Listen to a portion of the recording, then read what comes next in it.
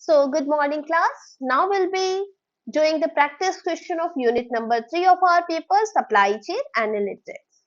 So, let's get started.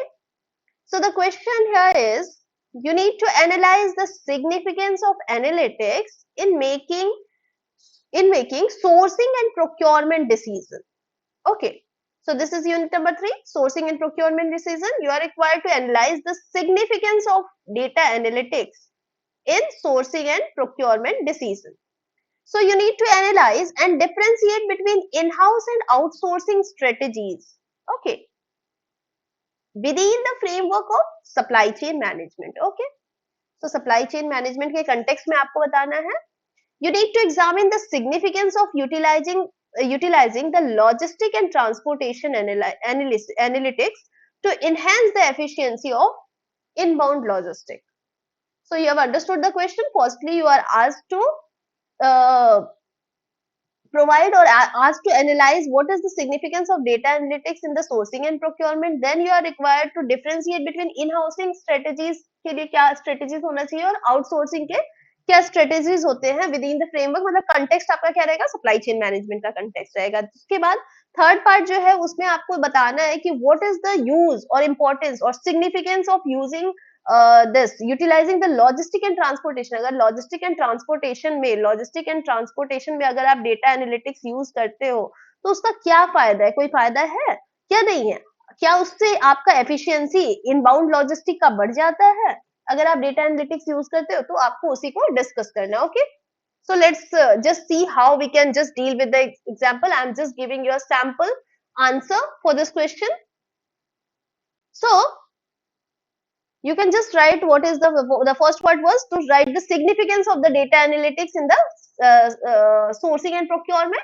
So let's start with that only. The significance of data analytics in the sourcing and procurement decision. You can just write actually it will help you to increase the supply chain performance and achieve the cost efficiency. So point wise you have to write the points. The first one is data driven decision making. With if you are using analytics in the sourcing and procurement, है ना, तो आप क्या कर पाओगे कि आप data driven decisions ले पाओगे. Means the managers will be able to have that insights, have that forecasting, ठीक है, based on the historical data, predictive and ये सब करके उनके पास इतना इन्फॉर्म डेटा रहेगा जिससे वो प्रॉपर डिसीजन मेकिंग ले पाएंगे. कौन? Managers, right. तो जो डिसीजन मेकिंग होगा वो ज्यादा बेटर डिसीजन मेकिंग होगा. कॉस्ट भी रिड्यूस होगा. कॉस्ट कैसे रिड्यूस होगा? क्योंकि आप जो सप्लायर्स चूज करोगे ना वो सप्लायर्स बेटर रिलायबल होंगे क्योंकि आपने उसको क्या किया हुआ है, उसका डिस्क्रिप्टिव, प्रिडिक्टिव, प्रिस्क्रिप्टिव एनालिसिस की हुई है और आपने बेस्ट जो सप्लायर है on the basis of the performance and all उसको चूज किया है. तो आपका जो है spending pattern and supplier performance and all these will be very in line with the opportunities, and that will help you in cost saving through better negotiation and supplier selection. आप better supplier selection करोगे. फिर risk management भी better होगा क्योंकि आपने पहले ही सारा forecast कर लिया होगा. आप उस risk को avoid या mitigate करने के लिए ready होंगे. तो आप risk mitigation भी अच्छा होगा अगर आप analytics use करते हो sourcing procurement में. आप सप्लायर परफॉर्मेंस मैनेजमेंट बेटर कर पाओगे क्योंकि आप हर एक सप्लायर के परफॉर्मेंस को ट्रैक ऑलरेडी आपने किया हुआ है, फिर भी आप उसको रियल टाइम पे ट्रैक करोगे and the delivery times and all these things. फिर है इनहेंस नेगोशिएशन. मतलब सिंस आपने डेटा एनालिसिस यूज किया हुआ है तो आपको पता है कि कंपनी में कहाँ पर क्या लगाना है या किस सप्लायर का क्या कोर है या किस सप्लायर का क्या नीड है या किस सप्लायर का क्या कोर एरिया है ना. तो आप बेटर नेगोशिएट कर पाओगे अपने सप्लायर से. उसके बाद सस्टेनेबिलिटी एंड कंप्लायंस भी आपका बेटर होगा because if you are using analytics in tracking and ensuring की जो भी कंप्लायंसेस है, रेगुलेशन है गवर्नमेंट के related to the environment, social and all these things are properly being complied, तो आपका रेप्यूटेशन और गुडविल भी अच्छा रहेगा. साथ ही साथ आप किसी भी कंप्लायंस इशू में गवर्नमेंट से आपको मतलब कोई भी नोटिस नहीं आएगा, right. So this is the benefit of using analytics in sourcing and procurement. मैंने 5-6 points दिया. You can just write 3 to 4 points. At least 3 points should be there with the explanation. ठीक है, 3 से 4 point कम से कम आप लिख देना कि what is the use of analytics in sourcing and procurement. Next question was to differentiate between in-house and outsourced strategies. तो in-house और outsourced strategies we have already discussed. In-house मतलब क्या है कि आपका खुद का जो कंपनी का टीम है, those employees or those manager or those teams are involved into, है ना. आउटसोर्सिंग का मतलब क्या, you are giving the like assignment to the third party. Okay, outsourcing, right. तो इन हाउसिंग का अगर एडवांटेज की बात की जाए तो you we have already discuss that control सबसे बड़ा मेजर ये रहता है कि आप अगर इन हाउस करते हो तो you have all the control over the production process, quality standard and timeliness. Confidentiality is the next issue, कि आप जो भी आपका कोड एरिया या फॉर्मूलाज है आप उसको कभी भी इंटेलेक्चुअल प्रॉपर्टी जो है उस पर कॉम्प्रोमाइज करने की कोशिश नहीं करते. उसकी कॉन्फिडेंशियलिटी के लिए you take the project as an in-house. Okay, integration means you want the seamless integration between the operation and system, है ना. आप नहीं चाहते हो वहां पे कोई भी breakdown या कोई भी gap आए, तो आप seamless integration के लिए you try to have an in-house department only. Okay, then customization, in order to be able to customize the process and product according to the specific requirement. Okay, it is better to do in-house rather than to depend on the external third party. तो ये सब better मतलब advantages अगर in contrast किया जाए outsourcing से, तो है ना. आउटसोर्सिंग से कंट्रास्ट किया जाए तो इसमें ज्यादा कंट्रोल है, ज्यादा कॉन्फिडेंशियलिटी, ज्यादा बेटर आप इंटीग्रेट कर पाते हो और कस्टमाइज कर पाते हो, है ना. हाइवर दिक्कत यही है, अगर डिसएडवांटेज का बात किया जाए दोनों का अगर कंपैरिजन का, तो दिक्कत यही है कि इसमें हाई कॉस्ट लगता है, बिकॉज आपको कैपिटल इन्वेस्टमेंट वगैरह करना पड़ता है, टेक्नोलॉजी लाना पड़ता है, स्किल्ड लेबर लाना पड़ता है ना.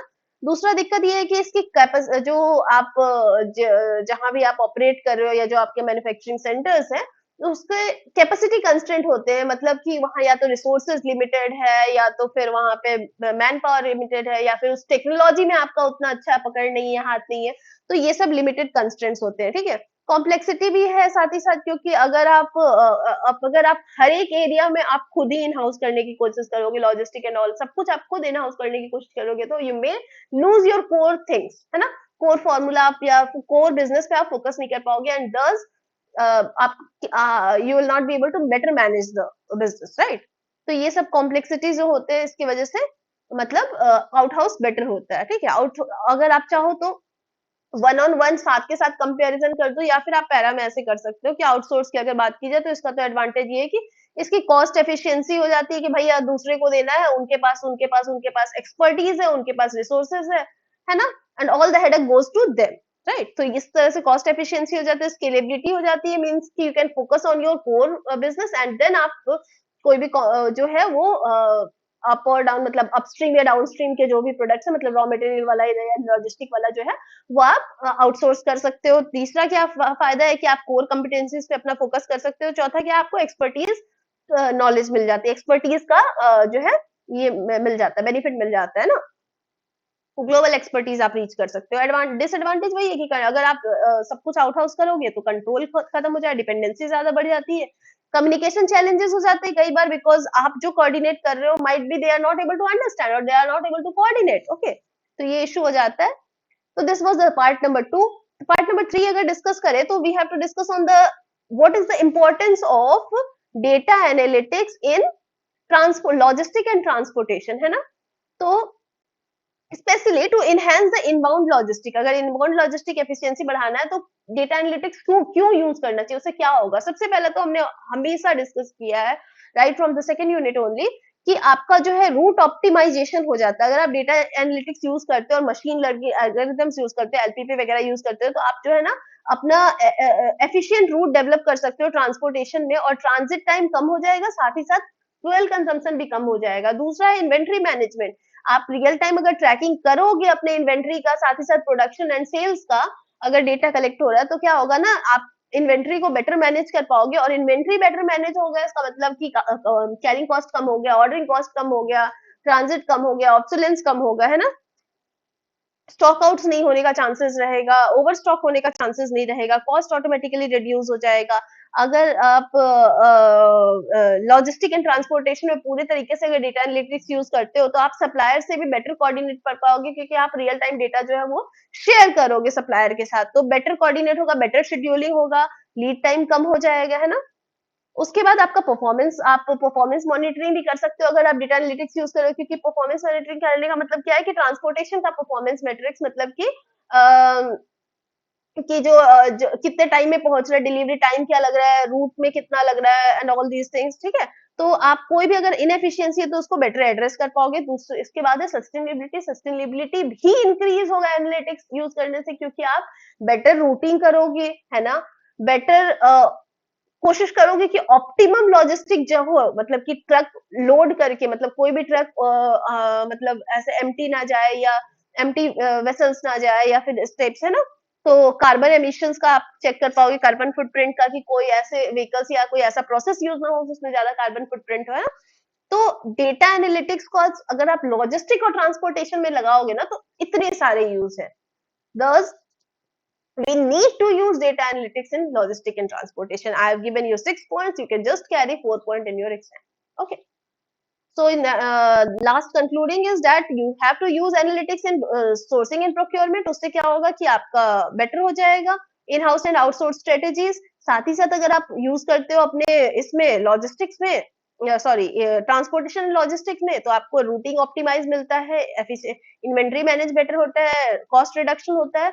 टुगेदर अगर आप दोनों यूज करोगे तो आपको एक best robust agile supply chain management होता है आपकी कंपनी का, जिससे आप अपने डायनेमिक मार्केट कंडीशन में भी बहुत ही अच्छा बिजनेस स्ट्रेटेजी करके बहुत अच्छे से अपने ऑब्जेक्टिव को मीट कर सकते हो, right. So this way you may be asked the questions in your exam, and this way you are expected to write, right.